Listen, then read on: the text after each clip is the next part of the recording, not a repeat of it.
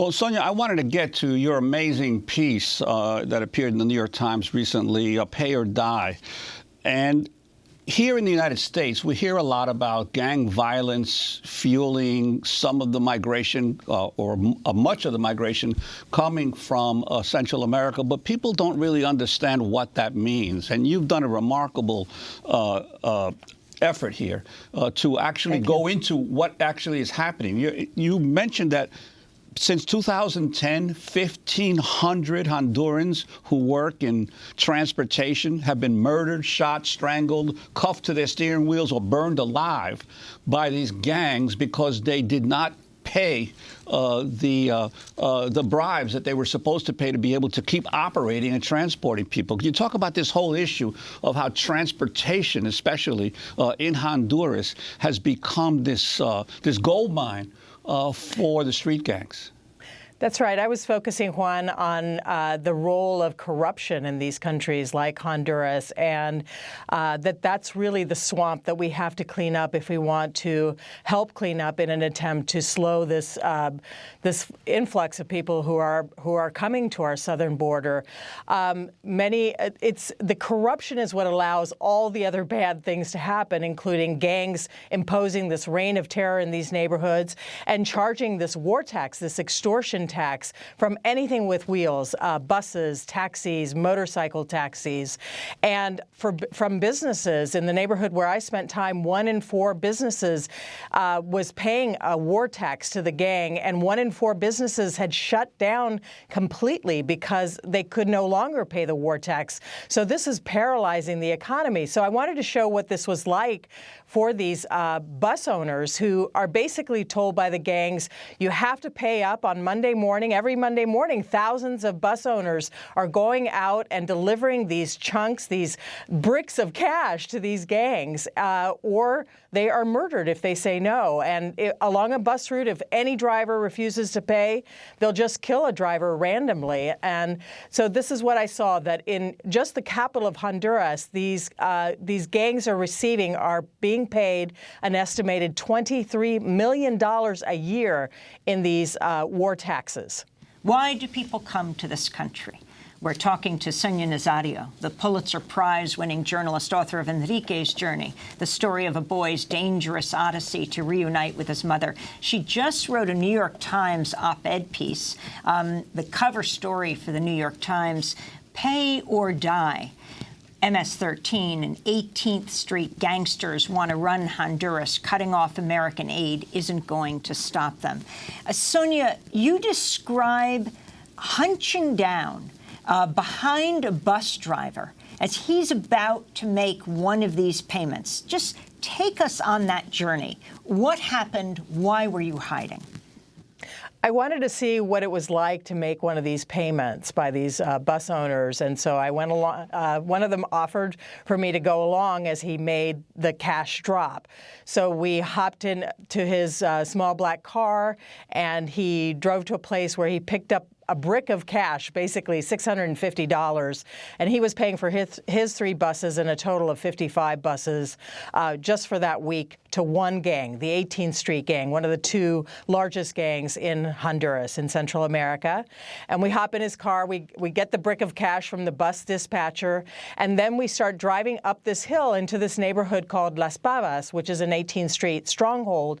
And as we're going up this hill, there are these gang lookouts, heavily armed with AK-47s, watching. And as we reach the top, these 2 gangsters appear out of nowhere, and I'm crouching in the backseat wheel well trying to tape this on my iPhone with my hand up to the window with my iPhone. But the driver rolls down the window 2 inches, shoves this brick of cash through the window, and these 2 gangsters disappear. And this cash will go through many hands until it reaches the gang leader. But this type of transaction is happening with thousands of bus owners every Monday morning. Monday morning is the day to pay the gangs.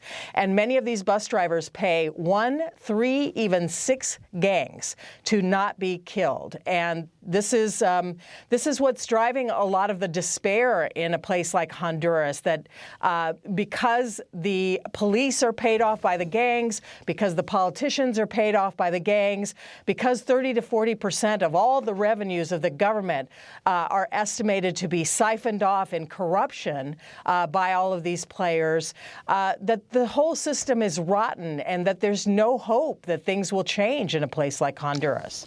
Well, Sonia, you mentioned the corruption at the highest levels of the government that allow this to continue, and you document in your story some of the outright theft that occurred by some of the current president's families that nonprofit groups in Honduras have revealed. But around the same time came this new filing in the court case of the president of Honduras' brother, Juan Antonio Hernandez, who's under indictment right now and in jail for drug trafficking. And one of the amazing things about this this new filing by the FBI is that they specifically name as 2 co-conspirators, not only the current president, Juan Orlando Hernandez, but the previous president, Porfirio Lobo, and they are actually named as having been participants in discussions with drug dealers, in receiving campaign contributions, in promising to protect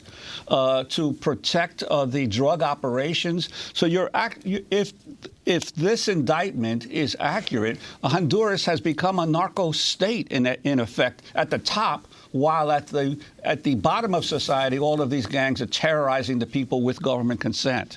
I'm wondering your reaction to this latest filing by the federal government. A narco state supported by the United States. So there's 2 ways to steal money in Honduras. You either take money from the narco cartels, or you steal from the public coffers. And the system for doing that in recent years has been to set up these real or fake nonprofits where you send government business, but in reality, you're not doing anything for that, or you're doing less than you should be doing in terms of providing services for the poor in Honduras. And it's alleged that members of the president's and the president are involved in both of these. So you have the president's brother being arrested last year in November for moving, according to the allegations in the U.S., tons of cocaine over more than a decade to the United States and labeling it brazenly TH, Tony Hernandez, with the bricks of cocaine with his initials. And you have allegations that the president's sister, Hilda Hernandez, she died in a helicopter accident in 2017, but that she had siphoned off $12 million from the Ministry of Agriculture into 2 nonprofits that basically did no work. They were supposed to train people to produce more crops in the countryside, but instead that she used that money for the president's campaign in 2013 to become president, Juan Orlando, and she used it for personal reasons. And now this bombshell allegation that the president basically took money from the narcos for his 23 presidential campaign. So the president was in Washington, D.C. yesterday, and there were a lot of tongues wagging in Honduras wondering what he was doing there. And of course, you have the very questionable election that just took place with massive protests throughout Honduras that went on for week after week when he supposedly won against Nasrallah. And this goes back to 2009 with the U.S.-backed coup against the democratically elected President Zelaya. Democracy Now! Followed him back into Honduras when he finally returned. I want to turn to the ousted President Zelaya, coordinator of the Honduran opposition party Libre. We spoke to him last month. They're going to look for some solution to the system that is provoking the migrants. Because everyone talks about migration, but the causes of migration are the U.S. policies, the IMF policies, the policies of the Southern Command for this region are provoking more and more migrants with each passing day. So militarizing Central America, militarizing Honduras means that escape valve that the Honduran people have had, which is to be able to get work in the United States. And the Honduran people haven't even looked for jobs in the United States. It is the U.S. businesses. U.S. businesses, for example, have large crops and cannot pay a U.S. person to work in the countryside. They give the travel expenses to the family members of those who are their employees. And that is why there's massive migration to work in the United States. So that's ousted Honduran President Zelaya just recently speaking to us. Sonia Nazario, if you could comment on that, and in your piece, what happens when people refuse to pay? You talk about the murders. And also, if you can talk about the issue of really what you describe as femicide, when you go to the third largest city in Honduras that has the highest number of femicides, the murders of women.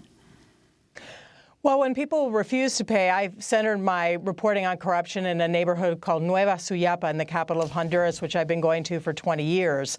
And there was a woman at the top of the hill in a neighborhood dominated by 18th Street. They demand payments from all these mom and pop stores every week. You have to fork over half of your earnings every day to the gang. And she had said, I'm not going to pay anymore. Go earn some money on your own.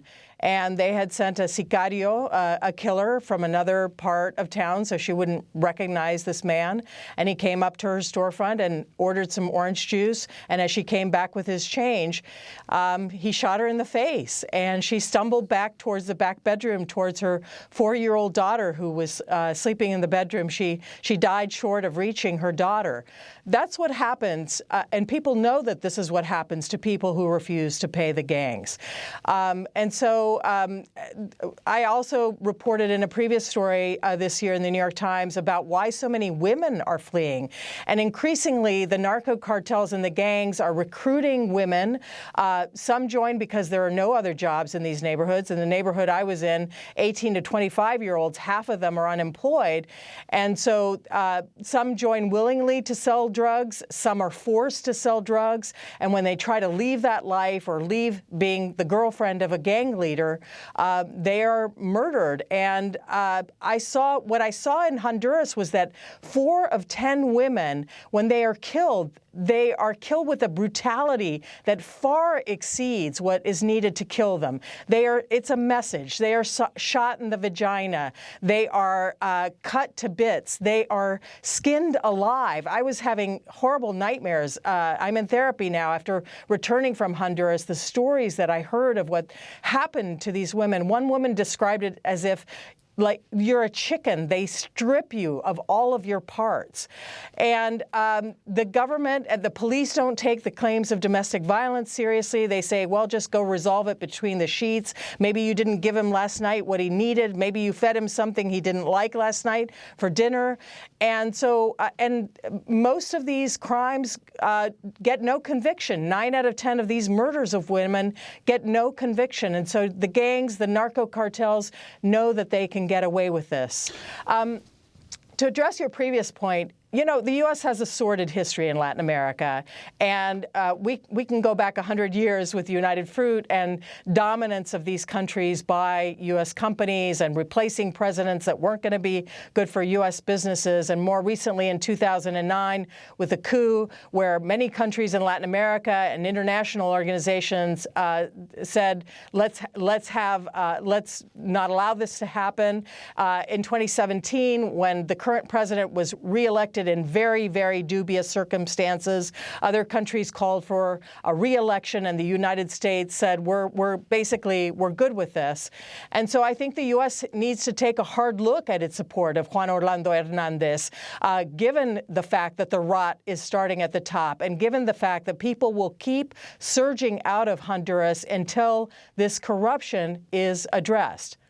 And Sonia, one other point about these gangs that many here in the United States don't really grasp, especially the president is constantly talking about MS-13, is that these gangs started in the United States. They started in the streets of Los Angeles and Sacramento and in the prisons of California from young people who actually were living a large part of their lives here in the U.S., and they were convicted of crimes and they were deported back to Central America and reformed their gangs. Could you talk about this connection between the origins of these gangs and what's going on there now, the violence? It's now the most violent place in the world, Central America. Absolutely. I live in Los Angeles, Juan, and, you know, first you had the 18th Street Gang, Mexicans during the wars in Central America in the 1980s. Many Central Americans came to the U.S. They got picked on by the Mexicans, so they started their own gang to defend themselves, the MS-13 gang. In 1996, when the U.S. toughened laws towards permanent residents who had committed certain offenses, DUIs, drug offenses, we started deporting permanent legal residents, and we have deported more than 300,000 criminals to Central America. In many of these neighborhoods in Honduras, they say, well, before this, you know, there were gangs, but they were basically controlling turf and arguing over girls, but they were not highly violent. They were not armed in the way that they are now. But once these deportations occurred and you took these gang members and put them into countries where they knew no one and they had to survive, the level of violence ramped up massively. And so this, together with the U.S. use of drugs, we are the biggest consumer of illegal drugs on earth, and many of these drugs that originate in Colombia were coming through Honduras. The drug flights were landing in Honduras, and the narcos and the gangs were trying to control this turf to move these drugs north to us, the consumers in the United States. This really fueled a lot of this violence. Well, Sonia Nazario, we want to thank you very much for being with us, and just to end by asking, you've covered this, you've been in Honduras many times. What most shocked you this time, and especially as we look at President Trump's rhetoric about migrants coming into this country, about what he calls the invaders? Well, I think, Amy, the level of rot that starts at the top and goes to the bottom, it affects people having medicines that are basically don't work because people get kickbacks to buy back bad medicines. It affects the lack of teachers in schools. 1 in 4 teachers don't exist. They're ghost teachers because of corruption. It affects people's daily lives. And I think what I'd want to say is that we need to have more compassion towards these people who are running from these very violent circumstances. And I believe that we should not cut off U.S. aid to Central America. I know that this is a controversial point of view, but I think some of this aid I have seen, especially humanitarian aid, not military, not police aid, humanitarian aid has been used by the U.S. to lower violence, to lower impunity, to lower corruption. This is a 10 to 20-year effort, but it is more humane. It is more effective. It is better to find a way to allow people to stay in these countries and improve conditions there. And it's way cheaper than to lock up all these people in these horrible prisons in the United States, which is costing us billions and billions of dollars. Sonia Nazario, we want to thank you for being with us. Pulitzer Prize-winning journalist, author of Enrique's Journey, the story of a boy's dangerous odyssey to reunite with his mother. Sonia is a New York Times contributing op-ed writer. Her recent cover story for the New York Times Sunday Review is headlined "Pay or Die." MS-13 and 18th Street gangsters want to run Honduras. Cutting off American aid isn't going to stop them. When we come back, the Trump administration plans to restore the federal death penalty. We'll speak with Sister Helen Prejean, leading anti-death penalty activist. Stay with us.